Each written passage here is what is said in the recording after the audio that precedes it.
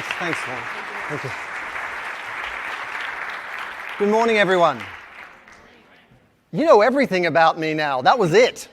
I'm just going to stand here and learn about you now. I'm Australian, and this is my first time to New Hampshire in my life. And I live in Los Angeles. I've been there for 15 years.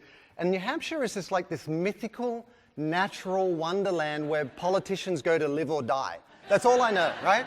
That's all I know. I came in here the night before last, and I was like, oh my God, this is New Hampshire, you know, in this political season. So thank you for including me. Thank you to Michelle and her whole team and NHBSR. And thank you also for sharing my book with everyone. I really, really appreciate it. And I want to just share just a fraction of my background, just as an indication of what experience is going to inform what I'm going to share with you today. Because you might be sitting there going, oh my God, it's an ungodly time to be anywhere on a Tuesday morning. Tuesday? Tuesday. Great. Sometimes I'm not sure. And Tuesday morning, and also, you know, why should I be listening to this guy with a funny accent, right? So I want to share a little bit of background. And can you hear me at the back all right? I just can't get you. Fantastic. You know, I spent 18 years as an ad guy, one of those guys in a too tight t-shirt with his feet up on the desk going, you can't imagine what I'm thinking. One of those guys. And I worked in advertising in Australia for a long time, and you do pan-Asian work, Australia and Asia. Then I worked in London for 5 years, doing pan-European work on brands like Adidas, the Harrods, the Guardian, and so on. And then 5 years on Nike at Wieden & Kennedy in Portland, and you get to do all the, you know, cool work on the elite athletes and the World Cup and the Olympics and things like that. And then I ran Motorola worldwide for Ogilvy. And at the end of that period, I was probably in my mid to late 30s, and I had a young family, and I was unhappy. And I found that a little disconcerting, particularly when you're far from home, you've got no relatives in the US. When I took the job at Wieden & Kennedy, I thought Portland was on the East Coast. I was living in London, and I'm like, Portland? And it's so funny. I remember going to the interview, and I'm like, okay, it's raining here all the time. People have pieces of metal all the way through their faces. They seem to sit in Pal's bookstore in the rain and go to music late at night. What am I doing here? I had no idea what was going on. And so I left, and I became a consultant, and for about 6 years, I was like the cleaner from Pulp Fiction, like the wolf or the fixer. I'd rappel in at the last minute, and I specialized in brand triage, this breathless exercise in branding, because that's the way I kept myself interested, having been disillusioned with the advertising and marketing world, because I'd had the cool job on Nike, and I'd had the big job running a global account, and I couldn't for the life of me understand why I was unhappy. And even after 5 or 6 years of being this consultant, breathlessly kind of keeping myself interested, I still found myself unhappy. And I tell you, I don't know if anyone in this room has had this experience, but if you're in your early 40s and you have a family and young kids, and you've practiced what people tell you is success in some shape or form, and you're unhappy, it's very disconcerting. You're like, oh my God, I'm supposed to be keeping all of this together, and I'm not happy, and I don't know why. And it was at that time that I walked into my kitchen in Los Angeles, and on the white tile countertop there was an answering machine. I'm dating myself. Answering machine, remember those? There was 5 messages, and I pressed play, and the first message was from my mum, very anxious. Second message, my mum, my God, Simon, wake up. She's calling from Sydney, we're 8 hours difference, it was the middle of the night. Third message from my sister, yelling down the phone, Simon, wake up. Fourth message, my mum, and then finally a 5th message from my mum that I all listened to one after another. And the last message was, Simon, Dad died. He was trying to call you. Call us when you wake up. And I was like, you know, it was a really powerful experience on a personal level to go through that emotional journey, so compressed, where first message you're like, oh my God, what does Mum want? You know, first thing in the morning, through to, oh my God, what just happened? And I hadn't seen my dad for 5 years because I was running around the world doing such important stuff that I can't even remember right now.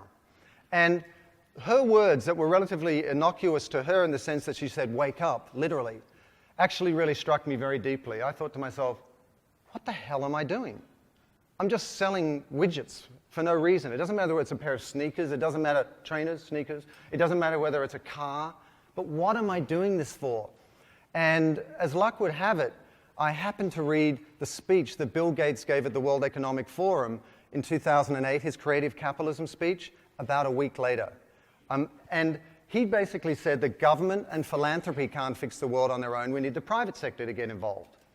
And having worked on global accounts and run large pieces of business, that struck me as something very possible. It didn't scare me. It was like, of course, because marketing outright, particularly for larger brands, holds sway over so many people's mindset and their behavior and thinking. And so I decided to answer that challenge. And I never wanted to write a book, had no idea how to write a book, didn't know an author, didn't know a literary agent. I went to Barnes & Noble and I bought 8 books on how to write a book proposal and a bunch of highlighters and went through and lined them all and spent the first 9 months summarizing those. What a loser. I went totally back to being, that university student you were once, putting post-it notes and highlighting things.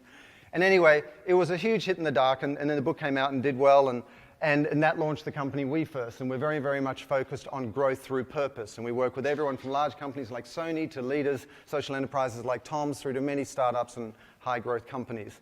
And so that's the background that'll inform what I'll share with you today in terms of the future of sustainability storytelling. And just on a personal note, I would like to share that, I found that those moments of crises, what I experienced as a crisis in terms of all of those things coming together, I discovered that I think, you truly only find your purpose in life when life brings you to your knees.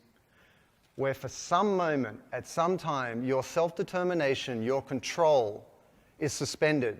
Things become too much for you, and you actually get out of your own way, and you let it all, you let whatever's going to happen next kind of rise to meet you. And I actually look back on that period very, very positively, and it was a gift in a way. And so that really course-corrected me to where I am today in the work that we do with very exciting companies that are telling the stories we need to create the future we want. And so, this time that I'm going to be sharing with you this morning, it's not about me talking up the front. Even I've got an Australian accent, I'm sick of the sound of my own voice, because apparently it buys you something in the US. I don't know.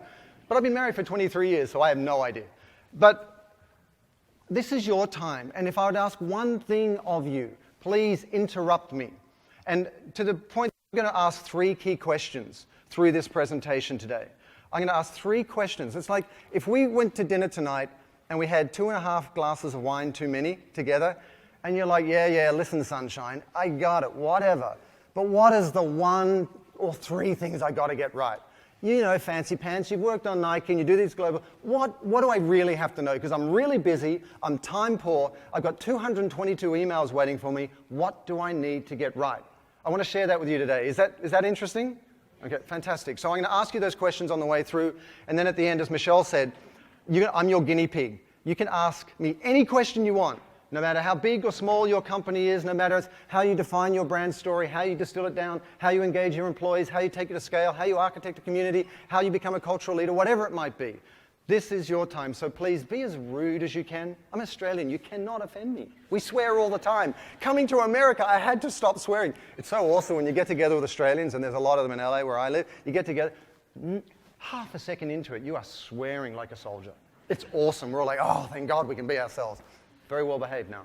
So, I learned the hard way. It was fantastic when I took over that role at Ogilvy. You'd walk into meetings and you'd be your usual sort of hopefully disarming self and with inappropriate humor, and there'd just be deathly silence. They're all like, how long before he gets fired? I'm like, oh, okay, I'm in a different place. We have to start with the world we live in. So many of us have been doing incredible work for years, and often we have a legacy mindset or behavior, even if we don't know it. And the world has changed because every single one of us as marketers is facing this incredible challenge of dealing with media savvy, always on, completely kind of distrustful consumers, especially if they're millennials or Gen Z.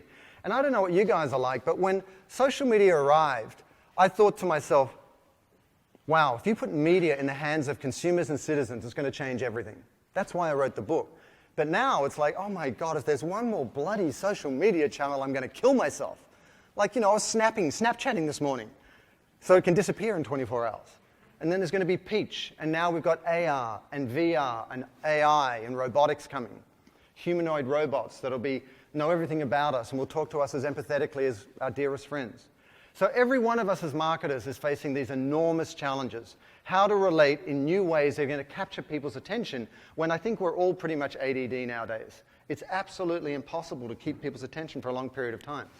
Yet the good news is that these dramatic changes in society have actually positioned us, the purposeful marketers in the world, to really scale our businesses, to tell our sustainability stories in ways that will inspire all stakeholders to grow our business. And there's 3 factors driving this. The first is culture has changed. Thanks to the web, social media, and smartphones, our consumer base are intimately aware of the compounding social crises we face, from climate change to ocean acidification to loss of biodiversity to child mortality to income inequality, whatever it might be. You can't fool anyone anymore.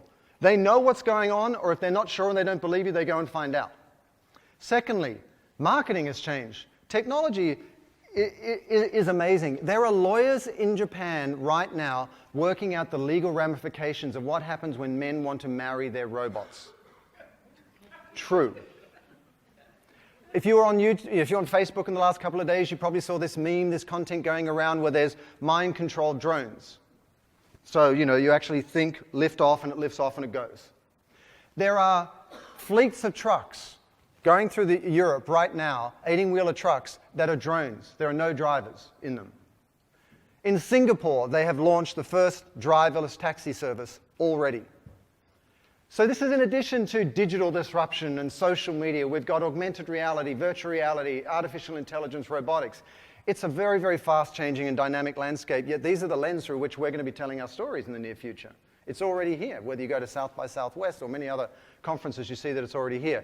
And then finally, demographics have changed. I have 2 daughters, 16 and 13, although they may not admit that they have a dad, because that's how it feels. Does anyone else have teenage daughters here? Can we get together and kind of huddle in here and cuddle a little bit later on? It is. I watched Yes to the Dress. I watch Yes to the Dress. I watch Dance Moms. I do anything I can to relate to them, and still I fall short. And those programs are they're a crime. But I'm just going to say it. Anyway, in terms of the cost to your brain cells. So these 3 things, any one of them is transformative in its own right. But together, this is a seismic shift for marketers. And here's really that shift distilled down to one simple image. Do you remember when we were young and hip and other certain parts of our body were incredibly firm? We would go to a rock concert, right? And arguably, we would go to listen to the music. Now you go to a rock concert to tell people you're at a rock concert. You video it, you take photos, you share it, and maybe you can watch it later on.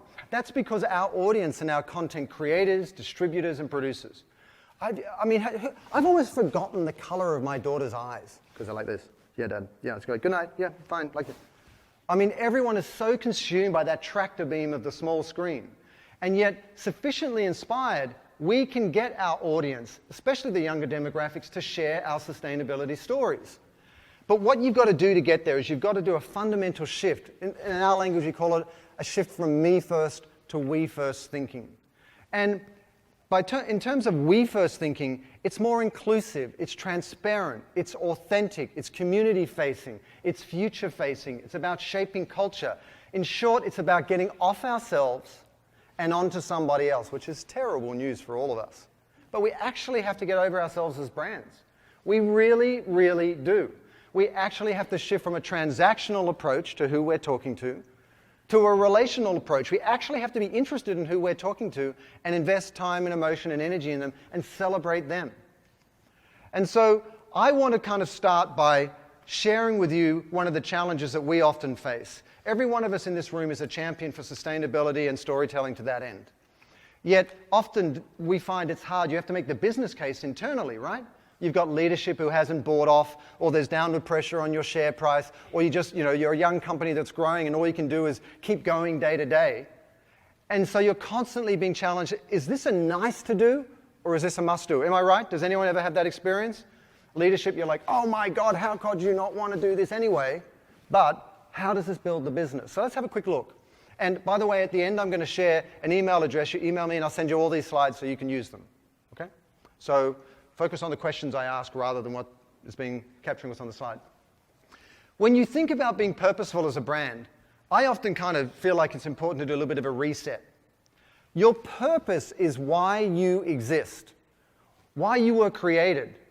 And it actually can be a noun and a verb. It should be proactive. And so sometimes when you have to make the business case for purposeful and sustainability storytelling, you kind of go, well, let's flip that over. Let's run with that logic. If you're not interested in purposeful storytelling, exactly why do you exist? What happened to that original intent where you make something, a service or a product, that's a benefit to people? So, I think that's an important point to make. The purpose is kind of your raison d'etre, your reason for being in the first place. But above and beyond that, 80%, this is Edelman's Trust Barometer report for 2016, 80% of global consumers believe that companies can build their business while having a positive social and environmental impact. 80% of global consumers, not 20, not 30, and as someone who's been in this space for 5 years, it's been very instructive to watch these numbers go up. Secondly, GlobeScan's recent report, Rethinking Consumption, 3 in 4 consumers that the environment and society, improving those, are an obligation of government, non-profits, and business. And it's really interesting to me, if you look, and this is developing and developed world, but across the board, around 3/4 of people put equal responsibility with government, business, consumers, and non-profits. Equal responsibility. We can't abdicate our responsibility as business leaders anymore, or government's going to fix it, or whatever, or non-profits. And consumers, 90% of consumers are willing to switch brands associated with a good cause. 90%. These are good numbers. If my daughter came home with 90% right now, I'd be really happy. She's graduating. By the way, your college process, what is that? I swear to God, what is that? It's impenetrable, and there's UC schools, and there's not. Anyway, sidebar. But 90%, the things that occupy my mind. And also, 72% of consumers believe that their purchases make a significant difference, moderate to significant difference. 72% of consumers, when they walk up to buy something, B2B, B2C, whatever, they'll go, I'm going to vote with my dollars. I'm going to vote to enable you to succeed, and consciously or not, I'm going to exclude other people. And then finally, GlobeScan, they said that 67% of consumers globally want to share data, want to share stories. They want to be part of the process, while 72% of them want to advocate for causes or things that they believe in. So you have this very proactive army out there that you are or are not tapping into. And you should be able to inspire them to be an extension of your marketing department. I mean, is there anyone here who feels like they've got all the human capital resources they need in their marketing department and they're good and they don't need any help? Right? Every single one of us are like, oh my God, how do we feed all these channels? How do we regurgitate more content like a mother bird into these little chicks, the Google and Facebook and LinkedIn and Snapchat? How do we inspire your community to become an extension of your marketing department? And these are the things they want to do from Cohn's Global CSR study. Consumers, if they learned about your bad behavior, 90% would stop buying your products. If they learn about your good behavior, 89% would buy your product. They'll tell their friends 80% about your CSR efforts. They'll support a charity, 76%. 72%, they would volunteer for a company, and 72% would voice their opinion about you. These are the ways that they want to participate. So, we're looking at above the 70s, above the 90s. And I want to be honest with you. I'm not a research guy by background. Sometimes I think when this research comes along, someone puts a piece of paper in front of you and they go, if a business supported a good cause, would you be more likely to buy its product? What are you going to do? No. So I think it may, so I've always got a cynic side of this material, but at the same time, we are on the right side of history right now. We are on the right side of 50%, and it's very different to where we were before.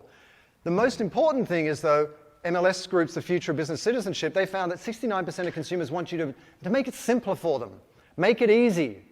Don't make it complicated. Why? Because every single one of us have 13 other places we could be right now. And even as I speak, emails are going into your inbox. Ping, ping. And you're like, oh my God, the stress. You ever that feeling when you go, oh my God, I so don't want to open my inbox? It's going to populate. Like, and you're like, oh my God. You have to make it easy for them because everyone is time poor. But this audience has been reared on a diet of consumer activism. Years ago, when people dressed up in gorilla suits to protest palm oil harvesting that endangered the habitats of orangutan, when it came to Kit Kats for Nestle and they made a big seismic shift, through to more recently, when Subway, we found out that they were bleaching their buns with a chemical that is also used to make yoga mats. And you kind of go, wow, that just sounds so bad. And they stopped doing that. And more recently, consumer activism, GMO Cheerios were finally achieved. All of the, you've got to imagine this audience, particularly the younger demographics, have grown up with intuitive technology. Like I was at a conference the other day and one of the speakers got up there and they showed a picture of their 4-year-old son. And he was standing in front of the TV like this going, trying to change the channel. Like a magazine is just an iPad that doesn't work. You know what I mean? It's like, oh wow, this is very cumbersome. It's very strange, archaic technology.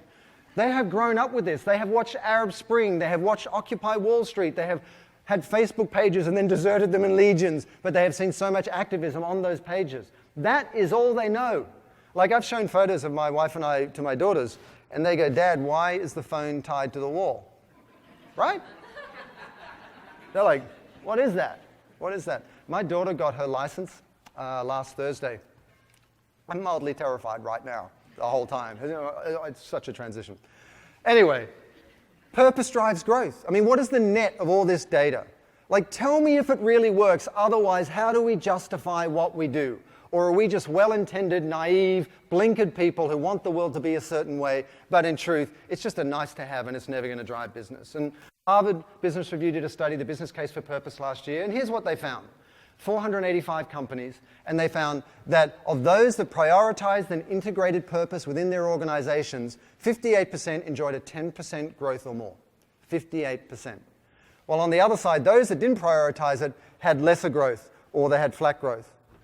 And the short answer is, the more you prioritize purpose, the more growth you enjoy.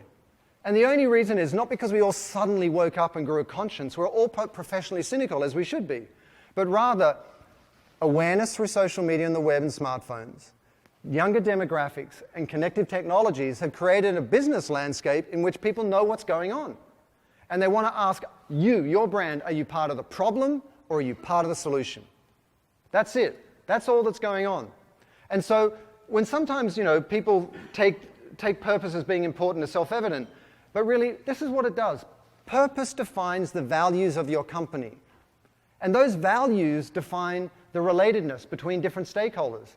How you work with your suppliers, how you treat your employees, how your employees relate to consumers, how consumers talk about you in the world. And that relatedness determines your productivity, your profit, and really the success of your company. That's this emotional stuff. I mean, to date, I've checked. You don't realize this, but every single one of you in the room, I checked earlier, you are 100% qualified to be human. And until that changes, there is the emotional tissue, the emotional fabric between us all, which is the most compelling part of any marketing equation.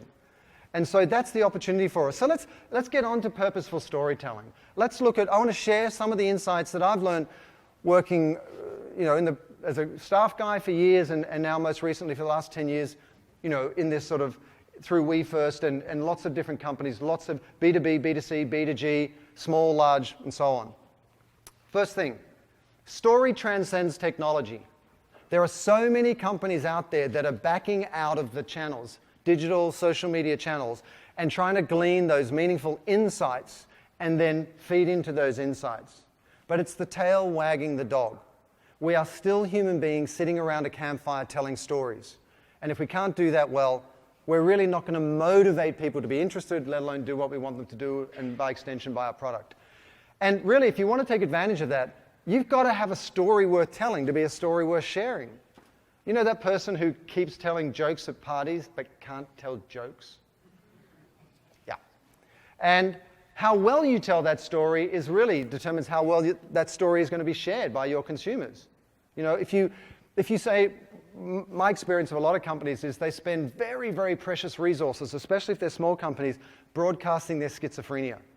We're this over here, we're this over here, we did this because of our competitor, now we're doing this over here because this is a new channel, and then they stand back. You're usually a marketing team, an army of one, and you look back after a year and go, oh my God, I put so much sweat equity into this, and it hasn't taken on a life of its own. It's never amounted to anything larger. There's no sum to the parts. Why is that? I did everything right. I know how to post on Facebook and do a sponsored post, and I did really different things on Snapchat, and then I did all my Instagram photos. It's because they haven't connected each of these channels in channel-specific ways to some larger, singular message that really empowers other people to talk about it, to talk about your brand. So let's look at 3 things that every brand must do. Every brand, and every one of us has incredible demands on us as business leaders in this room right now. But each of these companies have incredibly large, complex footprints and supply chains and org structures and distribution channels. And they've all managed to do one thing, to distill down their message to the world to 2 or 3 powerful words. We all know about Unilever with sustainable living. Starbucks, shared planet. IBM, smarter planet. Chipotle, food with integrity. CVS, health is everything. And I think Airbnb is very instructive because it's a more recent company, it's a new company. Now, Airbnb could have said, we find you local accommodation for less. That's their core value proposition. But their insight was, wait a second, the only place you truly belong in the world is where you live, right? At home. That's where you belong. Everywhere else is you go to a hotel or hold it, wait a second, if you're not going to a hotel and you're going to someone's house, then you belong there. And so the key fundamental idea, which is evocative, which is human, which is emotional, is this idea of belonging anywhere. That turns the world on its head. You only used to belong where you lived. Now you can live anywhere, so you can belong anywhere. And what's their new campaign that came out last week? Live there. And what are they doing on top of their accommodation services? They're now doing local community services like guides to restaurants and everything else. Why? Because this is all an extension of belonging somewhere. Own a fundamental human property. Second, declare your mission and values. Whole Foods does a great job of this, and so many of you in this room do. But this is not something that you park in the About section if you scroll down below the fold on your website and go. Or it's not something that lives through boilerplate copy that 6 lawyers have charged you $400 an hour for on your foundation page, and you read it and you want to die. Because sorry? You talked about the point of purpose earlier. Right. You're using the notion of mission. Are purpose and mission the same thing? It's a great question. You know, are purpose and mission the same thing? I'd like to distinguish those. Purpose is why you exist. Purpose is why you exist. And we all have different nomenclature for all these different things, and you've probably been confused with different vendors and partners that you've worked with over the years. Purpose is really your reason for being, why you exist, and it should be a singular statement. Your mission is who you are and what you stand for. It's who you are and what you stand for. Your vision is where you want to get to, what you create, what difference you will make in the world. And then in addition to those 3, you typically have your core values, which is, you know, what you stand for. So, you know, if you work with a company, you should have a clear articulation of your purpose, which is why you exist, to do what. And then you should have a clear understanding of what your mission is, which is who you are and what you stand for. You should drill down very much on your core values, and then in terms of your vision, it's where you want to get to. And so, is that helpful? And so, you know, you should bring this to life front and center, because this is increasingly, this is a true market driver. This is what consumers are looking for. They want to understand. I can't remember the source, but it's 78% of millennials want to know the difference you're making in the world. We come across many companies that don't want to be chest beating. Have you ever heard that inside your own company where they go, oh, we don't want to talk about the good we're doing? It's how you talk about it, and consumers want you to talk about it. And really, the truth is that in today's social business marketplace, a brand story really is all about what connects us through values rather than separates us. So I think of it this way, like years ago, you know, we live in LA and sometimes you drive through Beverly Hills, and I sometimes see ladies and they're walking down the street and it's like you're a billboard for all these fashion brands, right? Fendi, Gucci, Prada, it's like paintballed with all these logos. It's incredible, but you're not getting paid for that. That used to say something about you because you're part of them. Increasingly now, what you wear speaks to what you care about from a values point of view and what you're sharing those values with others, whether it's Levi's jeans and all their sustainability efforts around water and consumer behavior, whether it's Tom's shoes, whatever it might be. And thirdly, you have to be specific. Too many brands make the mistake of thinking their category is their story. A non-profit example, you may meet somebody and say, I work for this foundation or non-profit and we support breast cancer research, which is an incredibly important cause. But how many other companies do that? How many other non-profits do that? What is your point of view on that? You know, we did some work with Livestrong, which is all about the quality of life of survivors of cancer, which is a very unique and proprietary point of view. It's the same with your business. When you talk about sustainability, here are just 6 companies that have unique and distinct articulation of their sustainability efforts. You cannot just say you're a sustainable company. You cannot just say we're a company that makes product X in a sustainable way. What is your unique and distinguishing point of view on sustainability, whether it's through the lens of your industry or the difference you want to make in the world? You need to be able to articulate that. And what I mean by that is, when you distill something down to 2 or 3 words, what you're doing is not creating something very, very simple and you look at it and go, sustainable living, oh my God, that's easy. Or belong anywhere, oh, that's easy. Or duh, CVS, health is everything.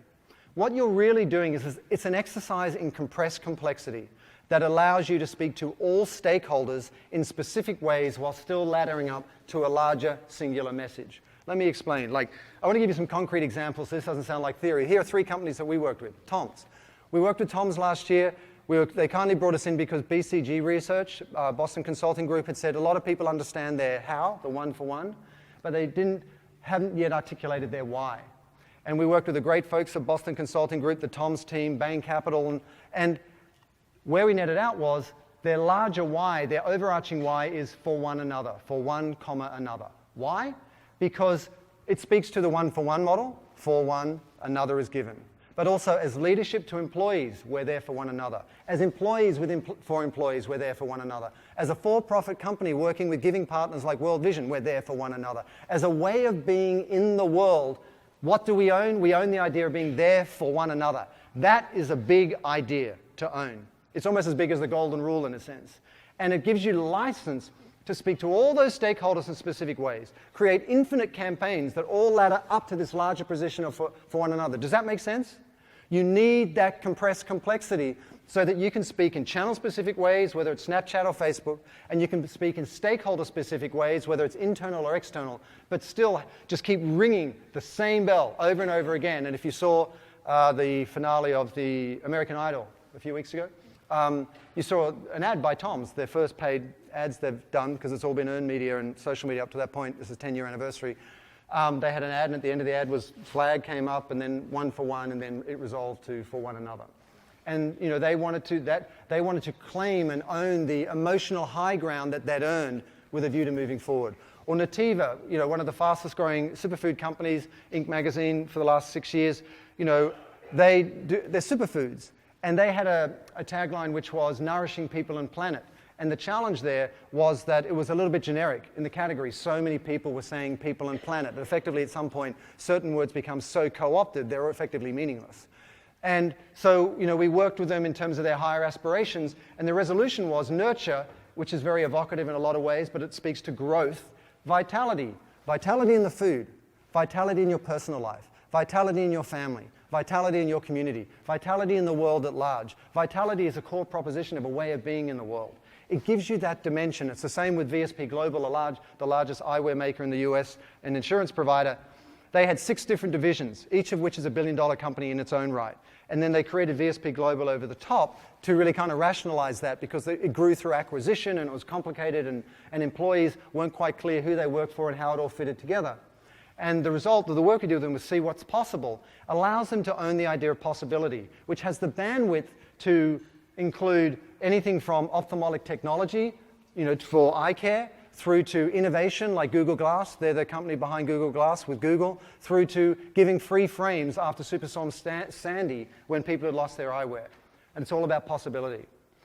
Is this making sense in terms of the singular, consistent, simple, emotional, human story you need to tell around sustainability if you want to be able to speak with dimension and versatility, but with singularity at the same time? And this is not my opinion, these examples. The only reason I'm showing these large company examples is to show that these companies with all the resources in the world are embracing these same strategies. So there's got to be something to them. It's not without its challenges, though. For example, Unilever, sustainable living. As we all know, you cannot do a sustainability presentation without a Paul Polman quote. You're actually forbidden in the US now. So there's one coming up later on. But Unilever, they position themselves around the idea of sustainable living, and now they've really celebrated that through the lens of bright future. And then they have all these different product brands that are all billion-dollar businesses in their own right with huge global footprints and so on. How do you post-rationalize that when the company is hurtling down the highway at the same time? And also, how do you rationalize competing messaging? Because on the top right there, you see Dove, right? Real Beauty, the Dove campaign. Bottom left, do you remember Axe deodorant, where there'd be all those skinny, pimply boys and they'd have ladies in underwear draped all over them, and you go, wait a minute. You own both these companies. You can't do that. You can't say this over here and this over here. So they rationalized and got in alignment about their core values, and the new campaign for Axe is Make Love, Not War, and then you've got Lifebuoy in the bottom right. So, you know, it's not simple, it's complicated, and it does imply certain changes, but they've got, you're building a bright future through all these acts of sunlight that are quite independent through their product brands, but at least they all come from the same core values proposition. And really what you're aiming for is a fully integrated, seamless brand message. So Marks & Spencer in London, one of the top grocery chains, their line is, or their story is, plan A because there is no plan B, right? So that comes to life through their employee magazine, where you see them all in A, in the shape of A. It comes to life through the signage in their corporate window. Plan A, 5 years, 5 commitments, 1 world, 100 things to change, and they're tracking themselves and being accountable for the things that they're changing. It's on their website, how they evolved from philanthropy and sustainability to this sort of ongoing sustainable business, the goal being 2020. And then externally, it's on their t-shirts, it's on the electric trucks, it's on the signage in their stores, it's in their marketing with non-profits and outright, and in their consumer engagement campaigns. Every touch point of your brand, no matter how it's expressed and who the audience is, should, not just as a function of your logo and visual identity, but from a singular overarching message point of view, should be consistent. Why? Not because you get a gold star, but because when you do that, people can speak your story to other people effectively. Our job is, the power of this stuff, these supercomputers in our pockets that are on everybody's table here, and actually there's more than one to every human being on the planet now, is not, the power of it is not so we can sell one to many. It's for me to communicate with you so you share it with your 100, 1,000, million friends. It's one to many. So you've got to inspire people individually to understand, to be able to articulate, to share your story so they build your business with you. So the first key takeaway I'd like you to sort of hear is that the future of profit is purpose. Not in a well-intended way, but because of the realities of the marketplace in which we live. From the point of view of somebody who's deep inside a lot of different companies of different sizes and different industries, it really is true. We're not there yet, but the market is rising to meet us right now. So you need to carve out your leadership position. You need to carve out your ownership of what is unique and proprietary in terms of your heritage and where you want to go. And here's the first question. You can write it down in your phone. You can just write it on a piece of paper, scribble on the tablecloth. Don't scribble on the tablecloth. But what fundamental human property do you own? This is one of those things that every single one of these successful companies right now, where their marketing takes on a life of their own, has an answer to. It doesn't matter if you're B2B, it doesn't matter if you're B2C. B2B is B2C now, by the way. Everyone looks behind, the product to the suppliers and the parent company. What is that one thing you own? Is it curiosity? Is it joy? Is it discovery? Is it happiness? Is it belonging? Like, what is that fundamental human attribute that you own? Now let's look at community architecture. Community architecture. How do you build a self-sustaining customer community? I mean, and what I'm sharing here, we've had the privilege of, the gentleman Mike is here from Coca-Cola. We've worked with Coke in Atlanta for the last couple of years. We worked with Sony and all these other brands that have real insights into effective marketing. And what I'm sharing with you is what they're doing. So it really, this is not theory. It's not in the abstract. This is not thought leadership. This is rubber hits the road, what's really working. So you need to get the right mindset in the first place, which is the first decision of any consumer, if they want to build your community with you, is do they want to be a part of your story?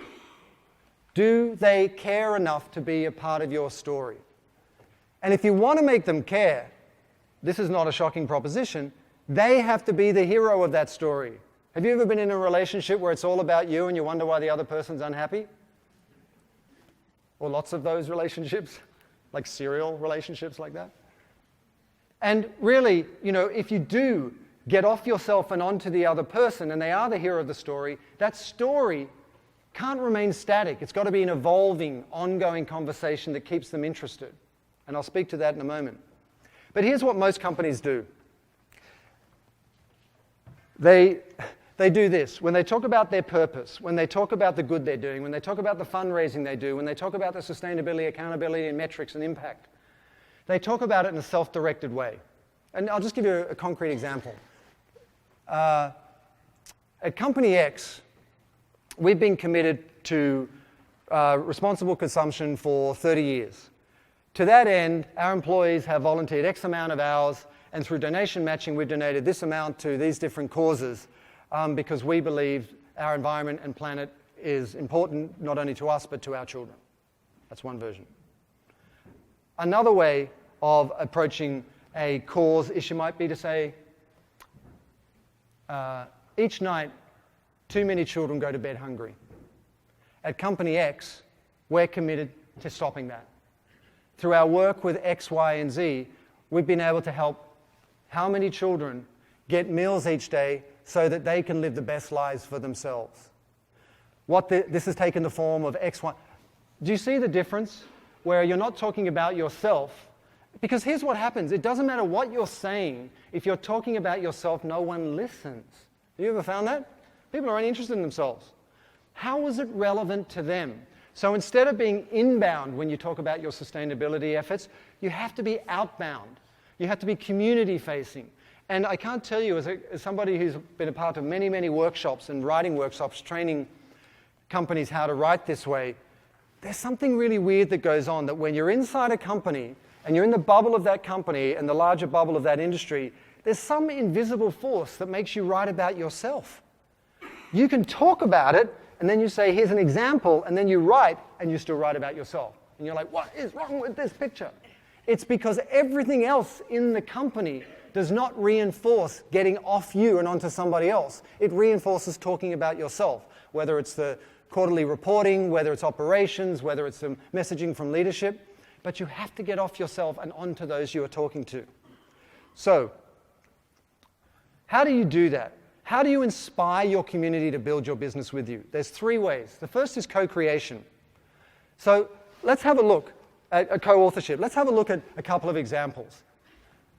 Most recently, Dove, with their Real Beauty campaign, they've really transitioned from doing advertising to social experiments, which are kind of almost far more interesting from a content point of view.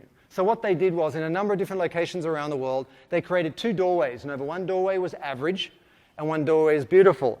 And then they filmed women approaching the doorway. And it was incredibly instructive in the sense that you watch some ladies like, oh my God, oh, average, head down, everything. And then, the one you always know, there's other ones going, oh my God, I'm so beautiful, I'm going to back up, I'm going to go through again, oh, mate, one more time, and it's like awesome. You all know that person. You're like, oh my God, thank God they turned up to my party, we're going to be okay. Or Tom's One Day Without Shoes, make it simple. They gave people the opportunity to kind of co-authorship the story of the brand and its giving by simply taking a photo of your feet. And they donated a pair of shoes for each pair of feet. But this is how they allow you to, whether it's showing your feet or whether it's walking through a doorway, these are ways that you are allowed as a consumer to co-author the story, the content of the brand. Co-creation. There are so many wonderful examples now where people not only enlist the service of their customer or consumer base to create content, but they offload that content creation burden, which is so expensive on all of us, to that community as well. So for example, Duracell in Canada, they had a campaign, Power Warmth. Very evocative, right? Warmth, human warmth, emotional warmth. So what they did was they created a series of bus shelters, and you had to put your hands up like this, and when you put your hands up like this across it, it completed the circuit, and a heater went on in the top. And everyone's like, oh my God, I love this. Hi, how you doing? But what does that do? That gives you literal warmth, at the same time it creates human connection. So damn simple, but so powerful. And they got enormous earned media for doing that, which is a huge sort of value add. Or at the same time, the darling of the Cannes Advertising Festival last year, This Girl Can, it was all the stories of real women in terms of them being happy with their own identity, body image, and all these different things, and the incredible achievements they did in their own right. But all the content was the stories of real women and real achievements. Or collaboration is the third one. Levi's had the 140th anniversary of the 501 jeans. And you know what Levi's is like. Typically they get some scruffy-looking guy with a 3-day shadow who's just so, and some sultry-looking girl, and they'd be draped all over each other, like, with that look in their eyes, probably leaning up against some car, and you're like, oh my God, I want to buy some of that cool. They didn't do that. They said, can you share your interpretation of the 501 jeans? The whole campaign was called Share Your Interpretation. And they got tens of thousands of entries where everyone's going, oh my God, I'm a Levi's model for a second, you know. And some people were like suddenly turned into experiential artists or installation artists and overshared in so many chronic ways. But they took all those photographs, they crowdsourced the best photographs, like which are the ones that people like most. They bound them up into a book that was available in the stores. They did local fashion shows all over the country where the people who volunteered their photos could get up and be the models in the catwalk, and then they used those photographs in store. They gave ownership of the brand and its story and its content literally to their customer base, who were just so happy that they were given a chance to show up because they loved their 501s. And how much loyalty did that earn? You know, how much goodwill did it engender? And so when you think about this, I mean, it's about getting off yourself and onto others and allowing you to tell a story that's meaningful and relevant to your customers' lives so that they want to share it. And here's a great example from Gap. I just want to share this photo with you. I really believe that people can tackle far more than they think they can. My name is Veronica Scott. I'm 24 years old, and I'm the CEO and founder of the Empowerment Plan here in Detroit. I think women have a really difficult time understanding how valuable they are. The idea of self-worth is very important to me because I grew up a kid of addicts, and we were kind of set up for failure. We were set up in a hole that we had to climb our way out of.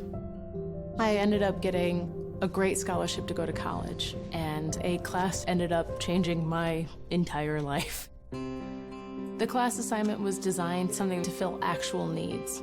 I did my research at homeless shelters. So the first product I created was the coat. The coat looks like a regular jacket during the day, but when you open it up, you can actually slide your feet in all the way up to your knees and Velcro it closed again to make a sleeping bag. I was talking to the homeless population in that area and getting feedback and making prototype after prototype. When I was on like prototype number 7, a woman came out of the shelter that I was in and she was yelling at me. She was full on screaming. And she said, "We don't need coats. Coats are pointless. We need jobs." And really, she was completely right. Because a coat is just a Band-Aid for a systemic issue. And what really would have the impact is hiring the population that would need them in the first place. We hire only individuals from homeless shelters, and then we train them in everything from sewing and manufacturing to employment, as well as tech and whatever they need to become more independent and to be proud of their accomplishments and be proud of themselves. I'm happy to be working for a cause. It's no greater joy than me coming to work knowing that I can make this coat and help somebody that was in my position. So I take great pride in what I do. I really do. You know, actually, I sat at my dinner table with my son last night and I cried because I was like, you know, last year we were just in a shelter and now this year we're in a home. I was the only person that could create this opportunity for myself. And that's all we're trying to do, is give them the power to take control of the life that they want to lead. No matter what you've gone through, you still can do a lot with what you have.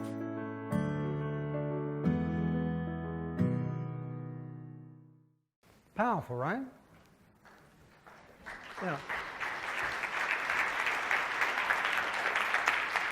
And if you go to One Stitch Closer, you'll see stories from all over the world like that, different women doing different things. The same way with REI. If you go to their member site, you'll see all the stories of the different members. The same way if you go to Patagonia Stories We Wear, you'll see the different stories of people who wear their clothing. But what they have in common is everybody is off themselves and onto their audience. And here's the truth. Gap did not spend $1 on those ladies in the sense of giving them money. They got their staff to train the women as entrepreneurs, and then they documented the difference that those entrepreneurs made in others' lives. And that messaging at the end is very instructive.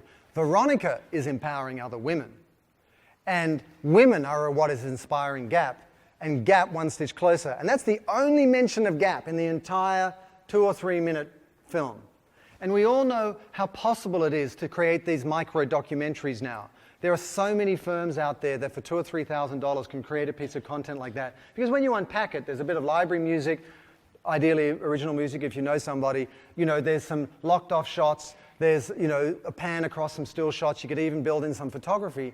But there's very cost-effective ways of doing this now. And it is possible for all of us. But really what we're unlocking is the human capital of our community in terms of emotional storytelling, rather than in the old sense, in broadcast media, let's come up with some creative idea that is going to distract you long enough or entertain you enough to make you want to buy our product.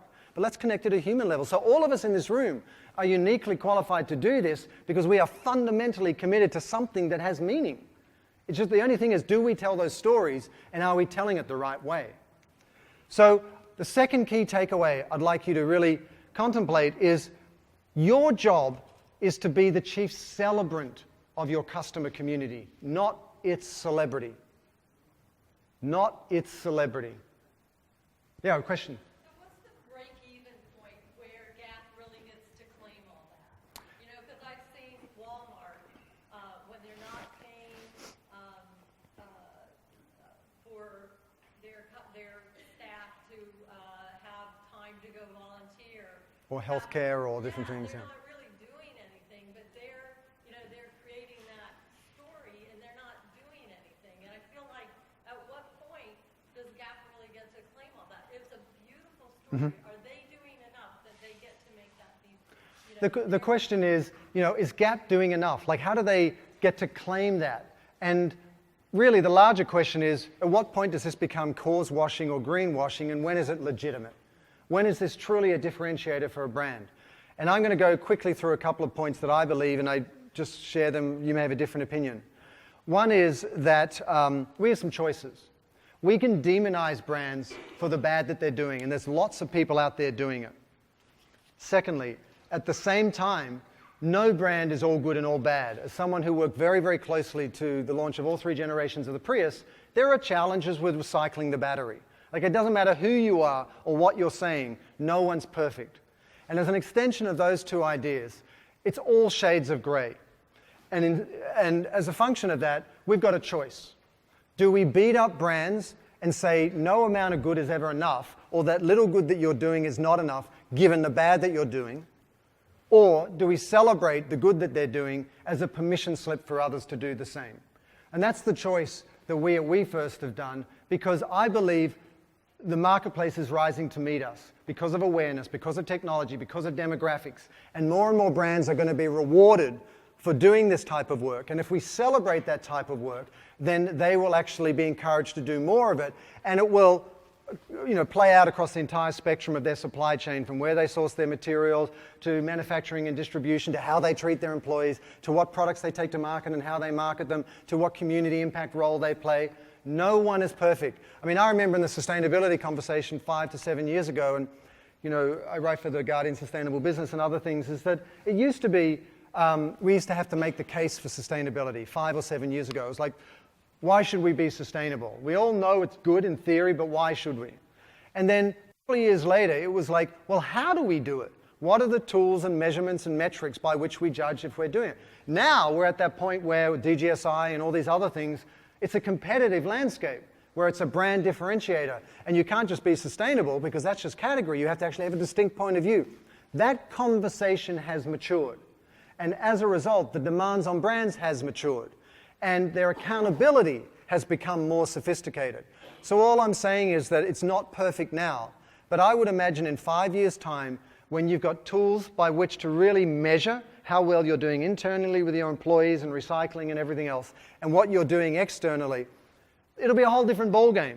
There'll be apples to apples. You'll have industry tools. And we're not there yet, but we're getting there. So I think Gap should be celebrated for doing that work. At the same time, they should be held accountable for other things that they're not doing. But it's not that we should dismiss them outright, because until it's all good, it's not good at all. Does that make sense? It's a difficult one. And we talked about this at dinner last night with Michelle.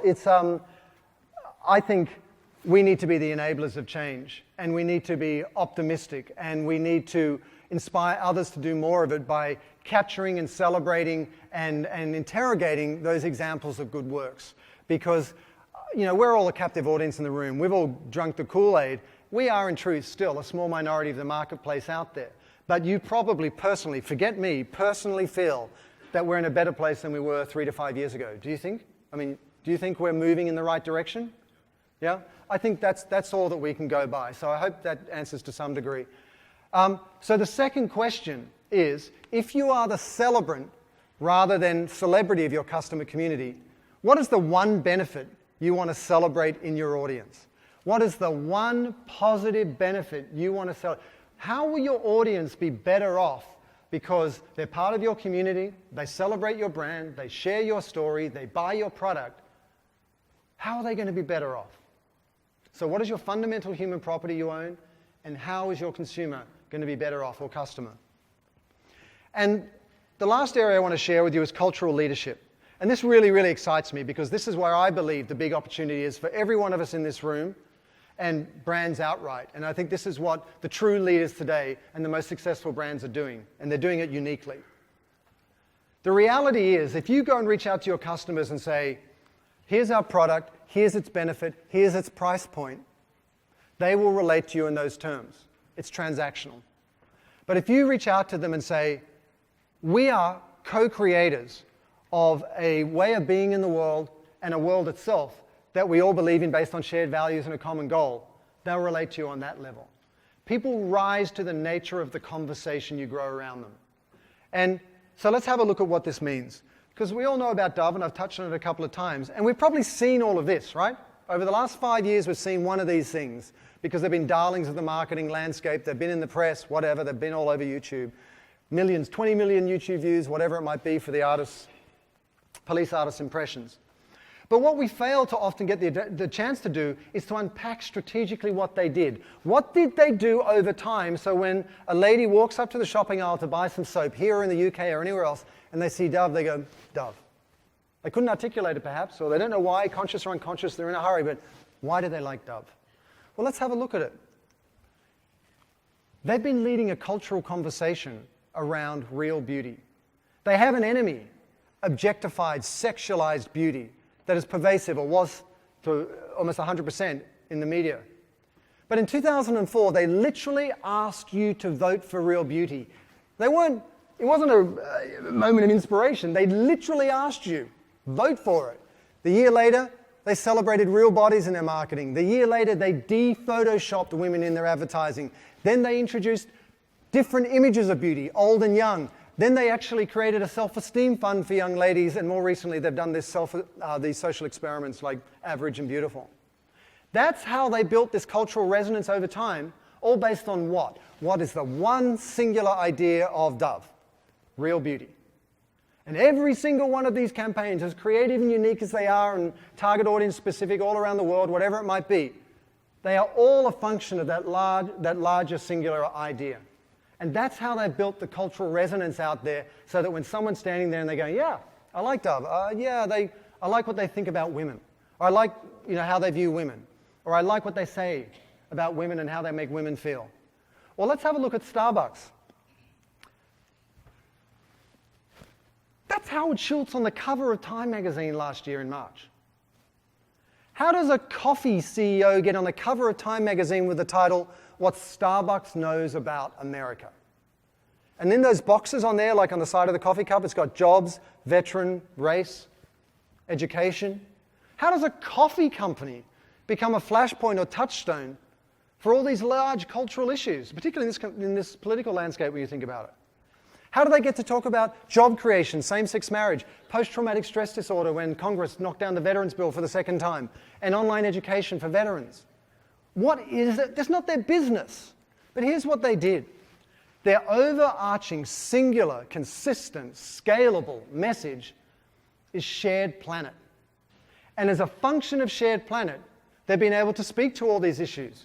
Gridlock in Congress, boycotting campaign donations, job creation, same-sex marriage, post-traumatic stress disorder, online education for veterans, race. And every single time it keeps them top of mind, it makes them relevant, and it drives earned media. And every single time it ladders up to this larger proposition of shared planet. They are leading a cultural conversation, what Howard Schultz knows about America. So much so that they're wondering if he's going to run for political office this campaign season. And here's the reality. See, Paul Polman. Everyone can relax. Paul Polman, he said, socially responsible brands accounted for half our growth in 2014 and grew twice the rate as the rest of our business.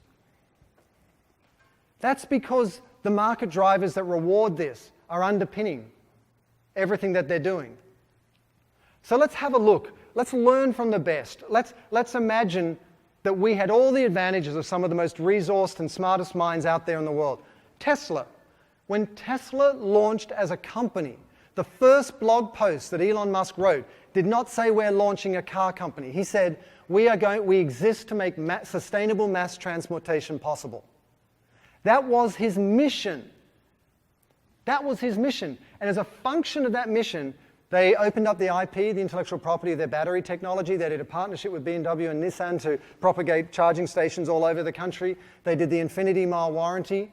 And if you think about what he did strategically, he launched a movement when he did that. He had an enemy, which is fossil fuel dependent, old legacy thinking, the auto industry. So he's got an enemy, which is so important.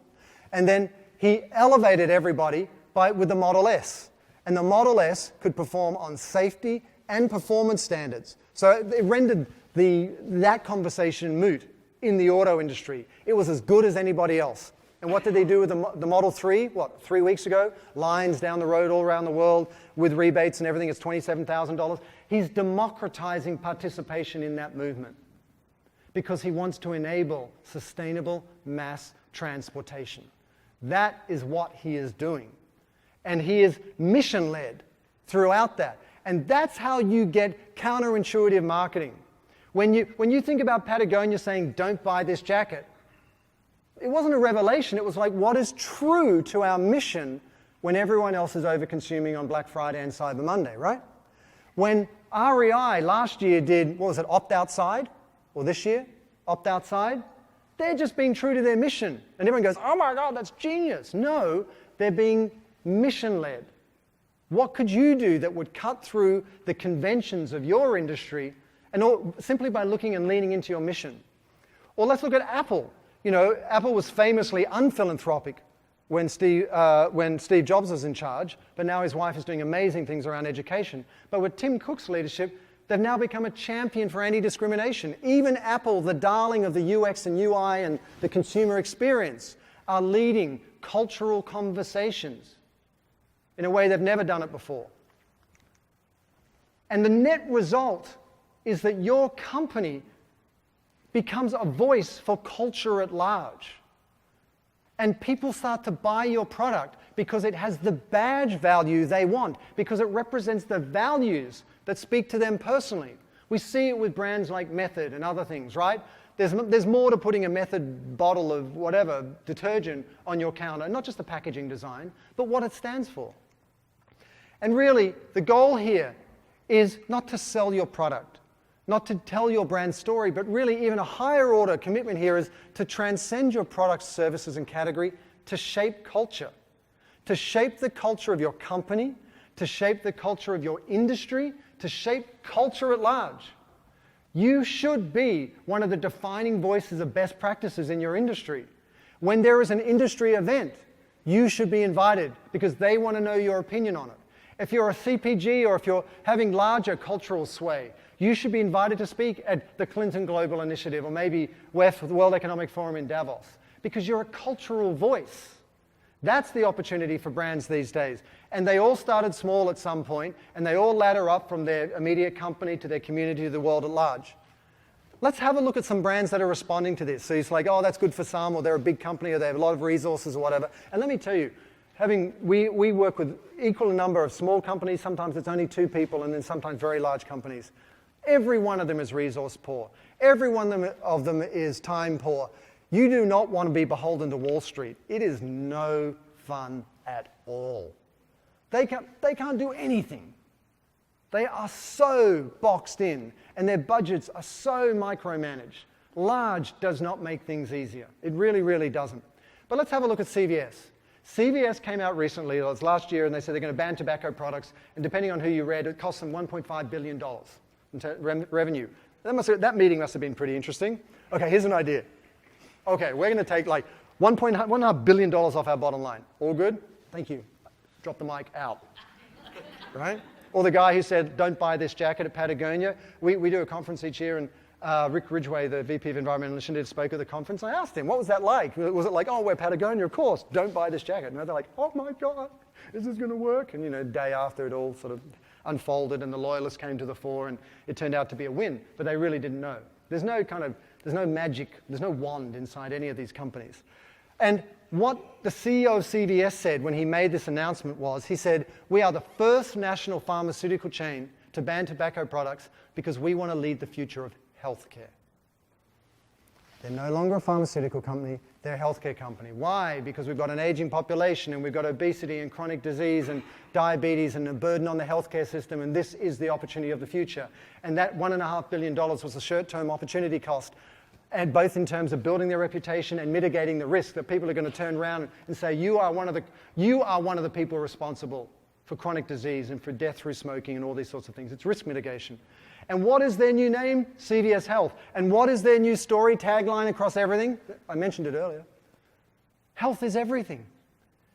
Which rings true to me. We all say that in life. And what do they want to own in relation to health? Everything. Everything. So they want to be able to bring any number of roster of services and products to market across their portfolio in the service of health, because health is everything. Or if you have a look at Barbie, I've got 2 daughters. I've pulled apart Barbies with them at various times and put the head back on and different things.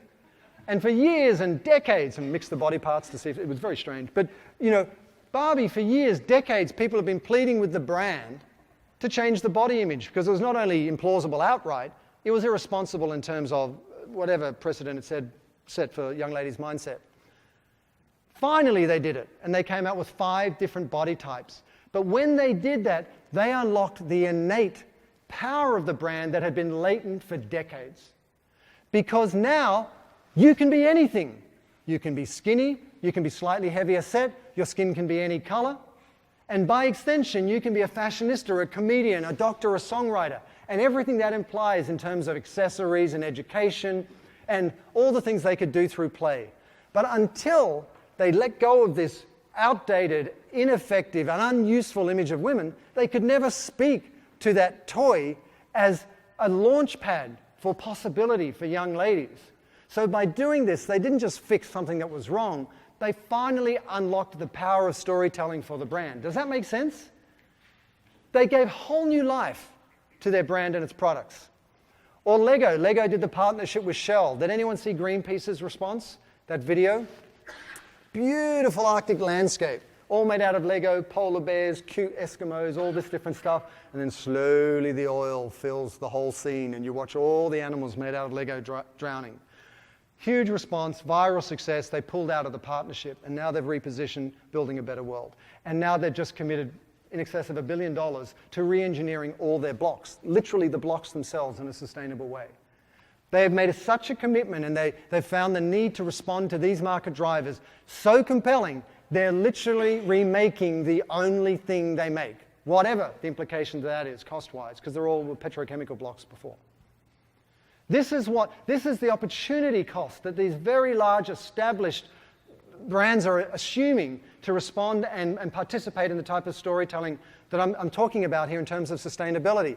Because really, there's a fundamental shift going on. In the 90s and 2000s, thanks to Wall Street and every other mindset indicator, it was all about outcompeting your peers at every cost and take no prisoners. Now, if you want to revolutionize your industry, out-contribute your competitors. The evolution of revolution to revolutionize your industry is contribution. And you need to do it in a simple, consistent, and scalable way so that you can speak to all the different people that you want to speak to, but still ladder up to that larger singular message. And so I am so passionate about this one insight, because if you do this, it will change everything you do in your marketing. Everything. And this is what the smartest companies in the world are doing, from the Nikes to the Cokes to the Sony Pictures to the Toms. Be a mission with a company, not a company with a mission. And it's almost imperceptible, that difference, when you're so close to it on a daily basis. But if you think about your mission and why you exist and where you want to get to, let that shape your marketing. Let that shape your relatedness to your stakeholders. Let that shape the language you use to engage them, and it will change everything. And so the third conversation I want to ask you is, the third question is, what cultural conversation will you lead? We first, our enemy, is me first. Our mission is to enable business to be a force for good. What cultural conversation do we lead? How does business be a force for good? My conscious choice many, many years ago was I could start a non-profit, I could start a small social enterprise, but maybe while all these social enterprises are going on, I could help other companies become more purposeful so we mitigate the damage being done. At the same time, we've got new companies that are doing less damage and providing solutions. And the great hope is that by working with companies over the next 10 years, I could touch 100 million lives that I could never reach on my own. You know, that's it. There's no rocket science. It's as simple as that. How do we leverage, how can I use my skills as a storyteller to work with companies to have impact at scale? That's all it is. What is your ambition? What is the cultural conversation that you will lead when when Charlie Rose picks up the phone and calls you? Why? What conversation is he hosting that night that you have to be a part of? What is that cultural conversation? And I want to close just with this image before we sort of open up to the hot seat and you give me a hard time because I've been giving you a hard time. Who knows what this image is? Right? Right, it's Neil Armstrong's first step on the moon. Does anyone else know what it is? What else is it? It is, in truth, the biggest marketing mistake in the history of mankind. Without a doubt. There is no marketing mistake larger than this. Does anyone know why? 3M made the boot, their platform was innovation, and they forgot to put their logo on the bottom of the boot. The whole world was looking at one point, at one time. Their story was 3M innovation, and there's some guy in the factory when they saw that shot going, Billy, do you reckon we should have put our logo on the bottom of the boot? And I share that half jokingly, but this came from them. I spoke out at 3M, and you do a tour of their innovation center, and they're like, oh, my Post-it notes, oh my God, they're incredible, and all that. And then you look at the boot, and they're all like, oh yeah, this is a replica of the boot that we made for Neil. And you're like, oh my God, did someone die? And they tell that story. They're like, yeah, I know. That's their story. My point is this. They had a story they could have owned at a historic, indelible, infinite level, and they missed it. They missed that opportunity to claim their story. That moment was so beautifully in alignment with what they stood for, and they didn't claim it. Don't make the same mistake. What is your story? What is the cultural conversation you're going to lead? How are you going to claim it? And as a function of that, how are you going to inspire every single one of your stakeholders to build your business with you so that you won't just transform your industry, transform your business, transform your bottom line, but you'll also find the incredible personal fulfillment that makes all this work so meaningful. So here is where you can get these slides at the end. You can just email, I'll send them to you directly. Thank you so much, and I'll take some questions from you guys. Thank you.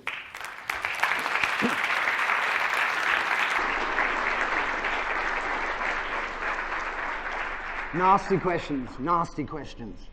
Complicated, curly questions.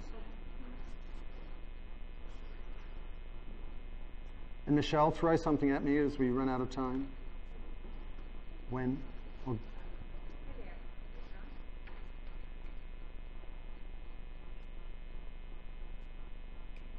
You on? Oh, there we go. So one question I have is related to having a purpose.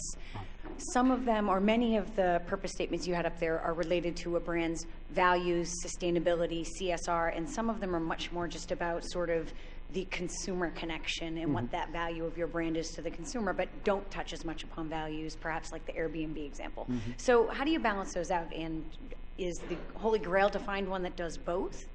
Or is it, consumer first? I'm just curious about sort of how they It's a good question. Like some of the positionings that you see, some of the brand stories that you see, like Belong Anywhere, are focused pretty much on the consumer experience and what it means to them, and the value proposition the brand leads, while some of them are more overtly purposeful, like sustainable living or something like that. Both work, and neither is mutually exclusive of impact work, in the sense that Belong Anywhere very easily serves as a platform where they contribute to local communities. So Airbnb belongs in Naples, Florida, because they contribute to the Boys and Girls Club there. I'm just making this up.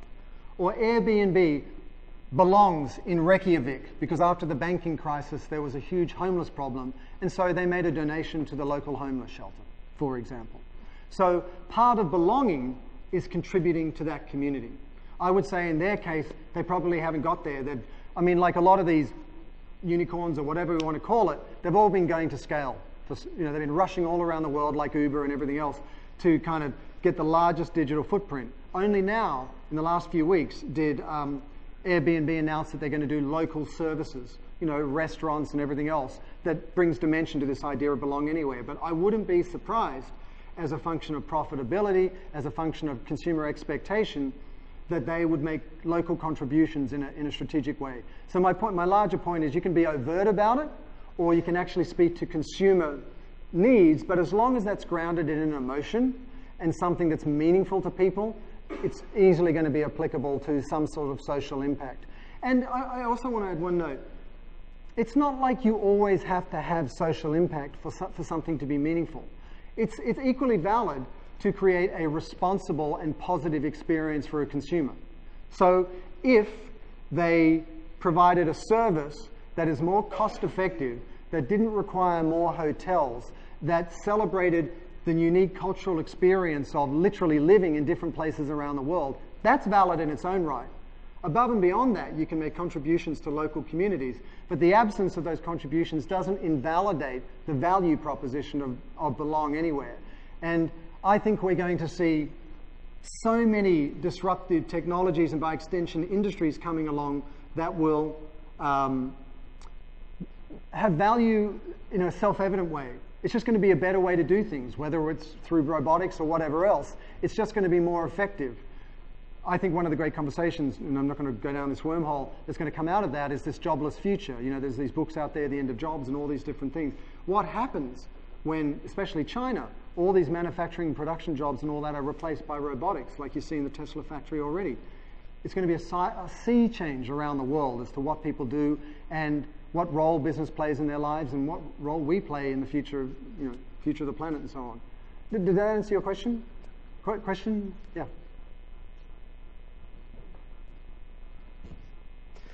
As a marketing person, I'm sure most people in the room who are in marketing are familiar with the soft launch or the pilot program. I mean, you shared the Dove sort of the long-term sort of commitment.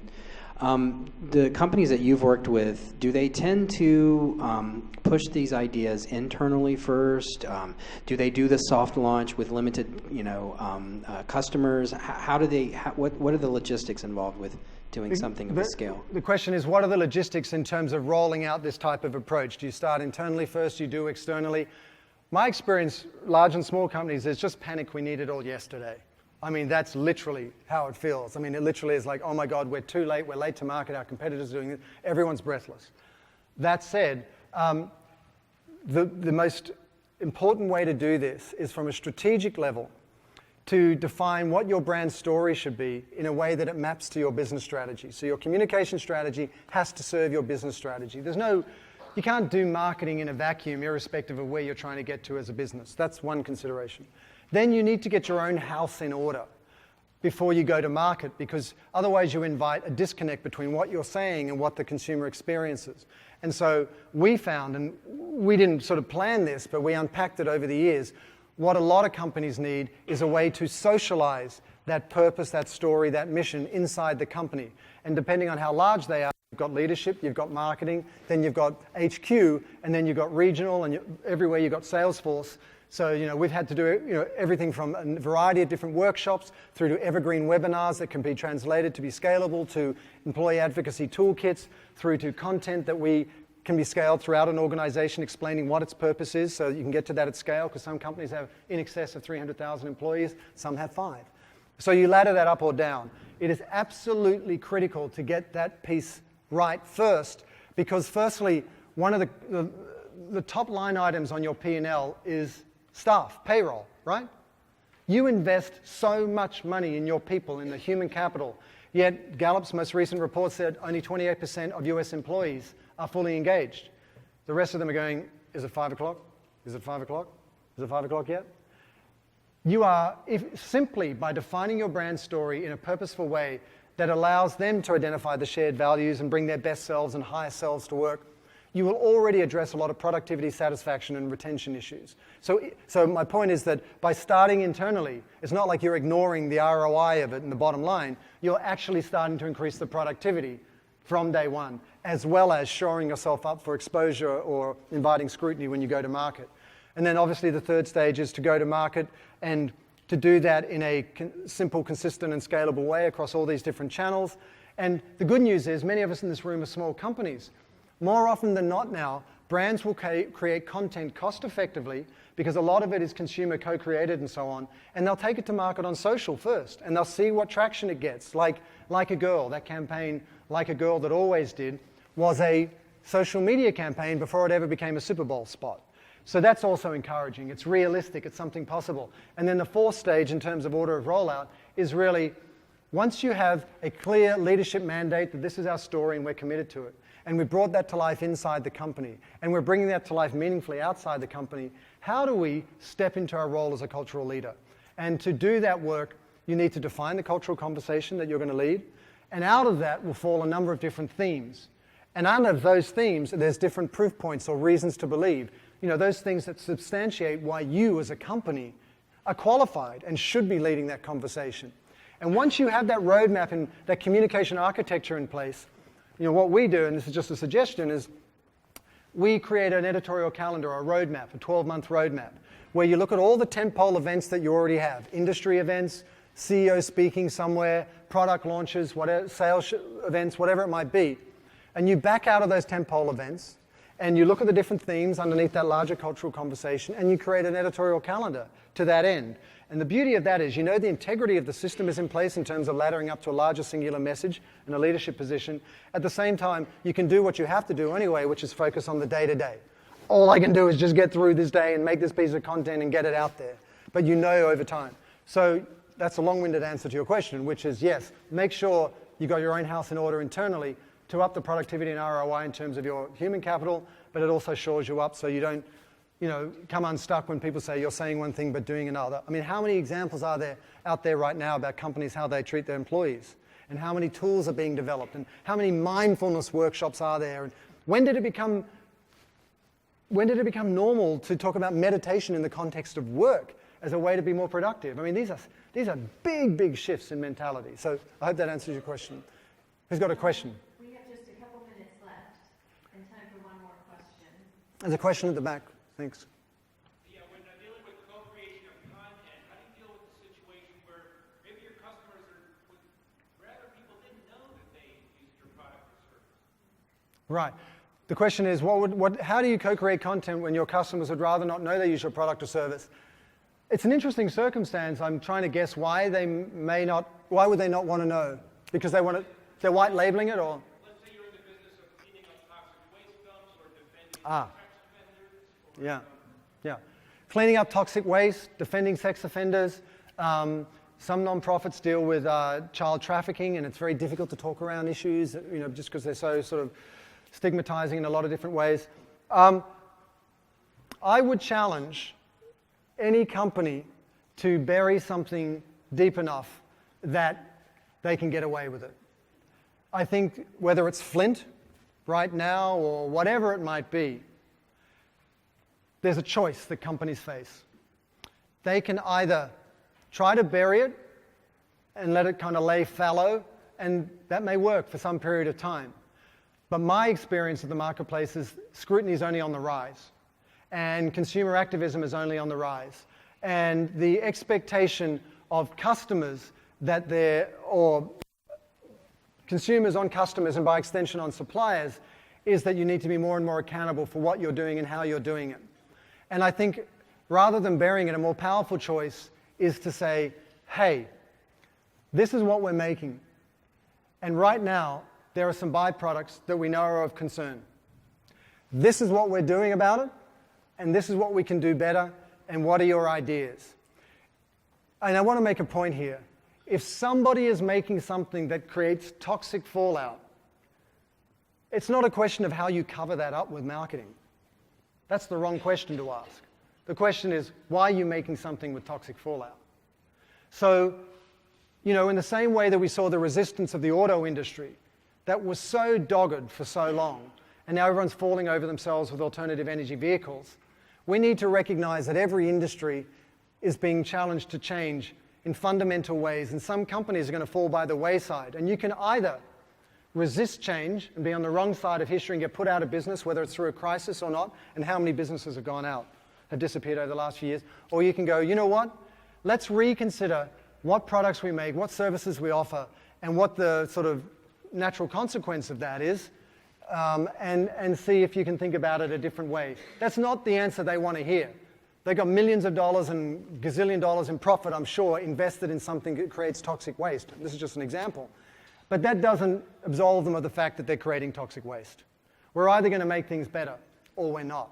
So it's not the answer probably you want to hear, but in the context of things that don't need to change outright, which, I don't know, natural disasters and fossil fuel that has a harmful impact on the environment and toxic waste and those sorts of things, in the absence of those things, I think it's better to acknowledge your challenges, get ahead of the narrative by volunteering them, and really make it a collaborative exercise to talk about what you're doing well, what you need to change, and how you can do it better.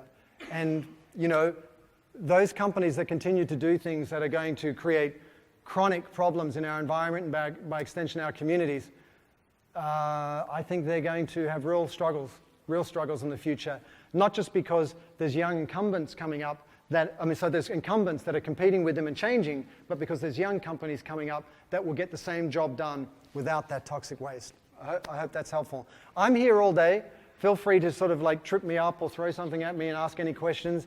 I just want to close by saying, you know, this is not what we do. This is who we are at WeFirst. And I'm in a room of like-minded, passionate people that are leading this change. And thank you to Michelle and her team. And let's all go like hell because the time is now. Thank you.